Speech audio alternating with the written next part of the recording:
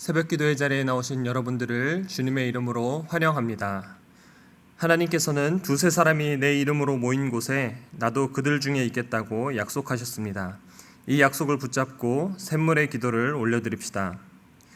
영원하신 왕 곧 썩지 아니하고 보이지 아니하고 홀로 하나이신 하나님께 존귀와 영광이 영원 무궁토록 있기를 빕니다. 아멘. 이 시간 우리의 죄를 자백하오니 주의 보혈로 우리를 새롭게 하소서. 지금도 우리의 기도를 들으시는 주님께 감사를 드립니다. 주님께 우리의 사정을 아뢰고 주님의 뜻을 기다리오니 부르짖는 기도 소리를 듣고 응답하소서. 아멘. 사랑하는 주님, 샘물의 가정을 축복하소서. 분노와 다툼이 없이 거룩한 손을 들어 기도하는 아버지가 되게 하시고 소박함과 정절로서 자기를 단장하고 하나님을 경외함으로 이웃에게 선행을 실천하는 현숙한 어머니가 되게 하소서. 샘물의 자녀들을 축복하소서. 샘물의 자녀들이 부모를 공경하는 자녀가 되어 주께서 약속하신 복을 이 땅에서도 누리게 하소서. 무엇보다 신앙 고백이 분명한 자녀가 되게 하소서. 그래서 언제 어디서나 식사기도 할 줄 아는 견실한 신앙인으로 자라게 하소서. 아멘. 능력의 주님, 샘물교회를 사용하소서. 우리가 드리는 예배를 통해 부흥을 경험하게 하소서. 샘물교회가 이 시대를 밝히는 등불이 되어 많은 사람들을 옳은 대로 돌이키게 하소서. 그리하여 별과 같이 영원토록 빛나는 주의 교회가 되게 하소서. 샘물의 목장들이 물된 동산 같아서 우리의 쉼터가 되고 울타리가 되게 하소서. 하나님 아버지, 샘물교회를 기도의 도구와 말씀의 도구로 사용하소서. 평화의 도구와 능력의 통로로 삼아주소서. 그리하여 이곳에 발을 내딛는 자마다 영원히 목마르지 않는 샘물 되시는 예수님을 만나는 복을 누리게 하소서. 아멘. 자비의 주님, 이 나라를 불쌍히 여기소서. 온 세상 나라를 경영하시는 하나님, 대한민국의 흥망성쇠가 주께 있사오니 위정자들은 여호와 하나님을 두려워함으로 정의와 공의로 나라를 섬기게 하시고 국민들은 주의 법을 따라 거룩하게 살게 하소서. 그리하여 사회 곳곳에 서로를 배려하고 존중하는 문화가 뿌리내리게 하소서. 주께서 이 나라의 피난처가 되어주셔서 코로나 전염병과 재난으로부터 건져주소서. 한국교회가 날마다 개혁되게 하시고 주를 알지 못하는 민족들과 영혼들에게 복음을 전파하여 선교의 과업을 완수하는 은혜를 누리게 하소서. 아멘. 오늘 하루를 기도와 말씀으로 시작하오니 우리와 함께 해주시고 복 주시옵소서. 예수님의 이름으로 기도합니다. 아멘. 오늘 하나님께서 저와 여러분들에게 주시는 말씀은 고린도 후서 1장 12절부터 22절까지 말씀입니다. 저와 여러분들이 한 절씩 교독하겠습니다. 우리가 세상에서 특별히 너희에 대하여 하나님의 거룩함과 진실함으로 행하되 육체의 지혜로 하지 아니하고 하나님의 은혜로 행함은 우리 양심이 증언하는 바니 이것이 우리의 자랑이라. 오직 너희가 읽고 아는 것 외에 우리가 다른 것을 쓰지 아니하노니 너희가 완전히 알기를 내가 바라는 것은 너희가 우리를 부분적으로 알았으나 우리 주 예수의 날에는 너희가 우리의 자랑이 되고 우리가 너희의 자랑이 되는 그것이라. 내가 이 확신을 가지고 너희로 2번 은혜를 얻게 하기 위하여 먼저 너희에게 이르렀다가 너희를 지나 마게도냐로 갔다가 다시 마게도냐에서 너희에게 가서 너희의 도움으로 유대로 가기를 계획하였으니 이렇게 계획할 때에 어찌 경솔히 하였으리요. 혹 계획하기를 육체를 따라 계획하여 예 하면서 아니라 하는 일이 내게 있겠느냐. 하나님은 미쁘시니라. 우리가 너희에게 한 말은 예하고 아니라 함이 없노라. 우리 곧 나와 실로아노와 디모데로 말미암아 너희 가운데 전파된 하나님의 아들 예수 그리스도는 예하고 아니라 함이 되지 아니하셨으니 그에게는 예만 되었느니라. 하나님의 약속은 얼마든지 그리스도 안에서 예가 되니 그런즉 그로 말미암아 우리가 아멘하여 하나님께 영광을 돌리게 되느니라. 우리를 너희와 함께 그리스도 안에서 굳건하게 하시고 우리에게 기름을 부으신 이는 하나님이시니 그가 또한 우리에게 인치시고 보증으로 우리 마음에 성령을 주셨느니라. 아멘. 오늘의 말씀은 자랑입니다. 모름지기 성도라면은 자기를 낮추는 겸손의 미덕을 보이고 또 구제할 때도 오른손이 한 일을 왼손이 모르게 하는 것처럼 드러내지 않고 묵묵한 섬김을 행해야 하는데, 그럼에도 불구하고 성도가 자랑해야 할 것이 있습니다. 오늘 본문 12절부터 14절을 중심으로 우리가 자랑해야 할 것은 무엇인가 함께 묵상하도록 하겠습니다. 우리는 무엇을 자랑해야 하는가? 첫째로 우리가 자랑해야 할 것은 행함입니다. 우리가 자랑하고 싶은 것은 참 많이 있습니다.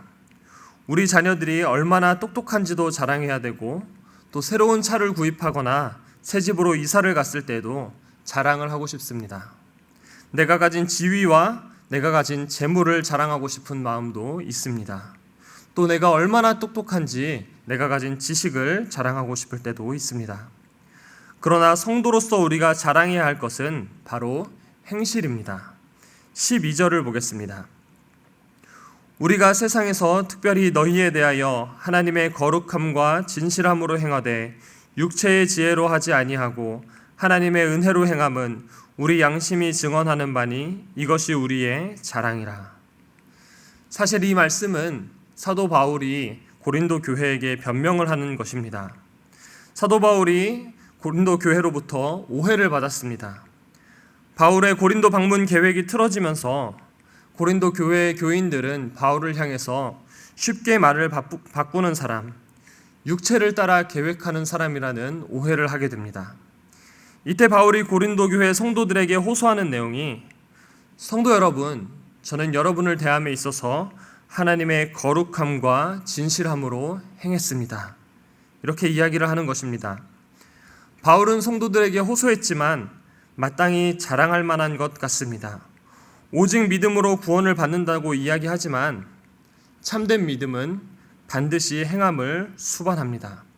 그래서 야고보서에서는 행함이 없는 믿음은 죽은 믿음이라고 했습니다. 성도가 자랑해야 할 것, 참된 믿음에서 나오는 행함입니다. 특별히 거룩함과 진실함입니다. 한 가지 주목해야 할 것은 이 거룩함과 진실함의 출처입니다. 바울은 하나님의 거룩함과 진실함으로 행했다고 고백하고 있습니다. 우리의 행함이 어떠해야 하느냐? 하나님을 드러낼 수 있어야 합니다. 하나님의 형상대로 지음받은 우리는 우리의 행실을 통해서 하나님을 이 세상 가운데 드러내야 합니다. 세상 사람들이 저와 여러분들을 볼 때 하나님을 알 수 있어야 되고 예수님의 모습을 발견할 수 있어야 합니다. 고등학생 때 저는 신앙적인 일에 굉장히 열심이었습니다. 기독교 동아리 활동도 열심히 하고 학교에서 교회 다니는 티를 많이 냈습니다. 그런데 한 친구가 그게 마음에 안 들었던지 저한테 대뜸 이렇게 이야기했습니다. 예수가 어딨어? 예수 있으면 나와보라고 해. 그래서 제가 그랬습니다. 참으로 지금 생각하면은 황당한 말이기도 한데, 나를 봐라. 나를 보면 예수님이 보이지 않느냐. 이 얘기를 들은 그 친구의 표정이 아직도 생생합니다. 얼마나 황당한 표정으로 저를 쳐다보든지 지금 다시 얘기하라고 하면은 아마 못할 것 같습니다. 그러나 우리는 우리의 행실을 자랑해야 합니다. 내 행실을 통해 세상 사람들이 예수님을 볼 수 있다면 그것은 정말 더할 나위 없는 큰 자랑거리가 될 것입니다. 두 번째로 우리가 자랑할 것은 하나님의 은혜입니다. 하나님의 은혜라는 찬양이 있습니다. 제일 마지막 부분 가사가 이렇게 됩니다. 나의 나된 것은 다 하나님 은혜라. 우리가 자랑할 것은 바로 이것입니다. 첫 번째는 우리의 행실을 자랑하라고 했는데, 그 행실이 정말 나의 자랑이 되면 그것은 교만이 될 수 있습니다.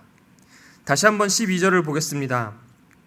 우리가 세상에서 특별히 너희에 대하여 하나님의 거룩함과 진실함으로 행하되 육체의 지혜로 하지 아니하고 하나님의 은혜로 행함은 우리 양심이 증언하는 바니 이것이 우리의 자랑이라. 바울이 거룩함과 진실함으로 행할 수 있었던 것은 하나님의 은혜였습니다. 우리 역시 마찬가지입니다. 한없이 연약한 우리가 감히 하나님의 거룩함과 진실함으로 행할 수 있는 이유가 무엇입니까? 그것은 바로 하나님의 은혜 때문입니다. 자랑할 것 없는 우리가 우리의 행실을 자랑할 수 있는 이유는 하나님의 은혜가 우리로 하여금 선한 일들을 하게 하고 하나님의 은혜가 우리의 마음 가운데 선한 양심이 움직이게 하기 때문입니다. 그러므로 우리가 자랑해야 할 것은 하나님의 은혜입니다. 사도 바울은 처음부터 끝까지 하나님의 은혜를 자랑합니다. 사도 바울이 행하는 모든 활동의 근본에는 하나님이 있습니다. 21절과 22절 말씀을 보겠습니다.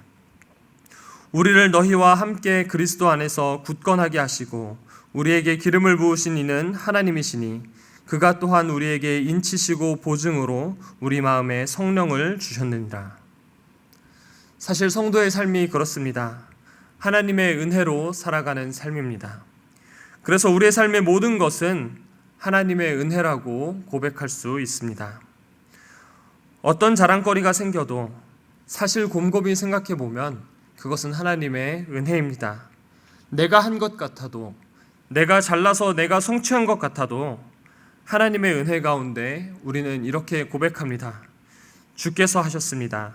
주님이 하셨습니다. 우리의 생각도, 우리의 사소한 행동 하나까지도 주님이 하셨습니다. 자랑할 줄 아는 저와 여러분들 되시기를 바랍니다. 마지막 세 번째로 우리가 자랑해야 할 것은 교회입니다. 교회가 우리의 자랑이 맞습니까? 성도가 자랑해야 할 것은 교회입니다. 사도 바울이 그랬습니다. 사도 바울은 교회를 자랑스러워했고 교회를 자랑했습니다. 바울 서신을 보면은 사도 바울이 얼마나 교회를 자랑스러워하는지 느껴집니다. 데살로니가 교회도 그렇고 에베소 교회도 그렇고 고린도 교회도 그렇습니다. 14절을 보시겠습니다. 너희가 우리를 부분적으로 알았으나 우리 주 예수의 날에는 너희가 우리의 자랑이 되고 우리가 너희의 자랑이 되는 그것이라. 바울은 항상 성도를 자랑했고 성도들의 모임인 교회를 자랑했습니다. 다시 한번 물어보고 싶습니다. 교회가 여러분들의 자랑이 맞습니까? 예, 정말로 그렇습니다. 안타까운 사실은 우리는 교회를 자랑하기 힘든 세상을 살고 있습니다. 얼마 전 인터넷을 통해 가게에 붙은 문구를 봤습니다. 기독교인 출입 금지. 잡상인 출입 금지도 아니고 신천지 출입 금지도 아니고 기독교인 출입 금지였습니다. 처사가 과한 면이 있지만 세상이 바라보는 교회에 대한 시각을 단적으로 보여주는 것 같습니다. 이런 상황 속에서도 교회를 자랑할 수 있을까? 예, 자랑할 수 있습니다. 사실 고린도 교회도 세상적인 시각으로 봤을 때에는 자랑할 만한 교회는 아닙니다. 분열되고 깨진 교회였습니다. 그러나 그럼에도 불구하고 교회를 자랑할 수 있는 이유는 교회는 그리스도께서 빚어가는 공동체이고 교회는 성령께서 거하시는 전이기 때문입니다. 교회가 하나님의 은혜가 아닌 육체의 지혜를 따라 행한다면 자랑이 되기보다는 수치와 부끄러움이 될 수 있습니다. 그러나 믿음의 주요 또 온전하게 하시는 예수께서 교회의 머리가 되시기에 또 교회가 그의 몸이기에 우리는 주저함 없이 교회를 자랑할 수 있습니다. 우리의 자녀들이 학교에서 겪는 일입니다. 반에서 선생님이 교회 다니는 사람 손들어 보라고 하면 당당하게 손을 들기 부끄러운 시대를 살아가고 있습니다. 교회가 교회다워지길 바랍니다. 우리 자녀들에게 부끄럽지 않은 교회, 오히려 자랑스러운 교회를 선물해주고 싶습니다. 말씀을 정리합니다. 오늘의 말씀은 자랑입니다. 교회가 조롱받는 이 세상을 살면서 세상 가운데 자랑할 만한 행함이 우리에게 있기를 바랍니다. 거룩함과 진실한 행함, 선한 양심이 살아있는 저와 여러분들 되시기를 바랍니다. 또 우리의 모든 행실이 하나님께로부터 왔음을 고백할 줄도 아는 성숙한 신앙인이 되면 좋겠습니다. 마지막으로 교회가 교회되도록 하는 주역이 되기를 바랍니다. 그래서 우리의 다음 세대에게 자랑스러운 교회를 선물하는 저와 여러분들 되시기를 주님의 이름으로 축원드립니다. 아멘.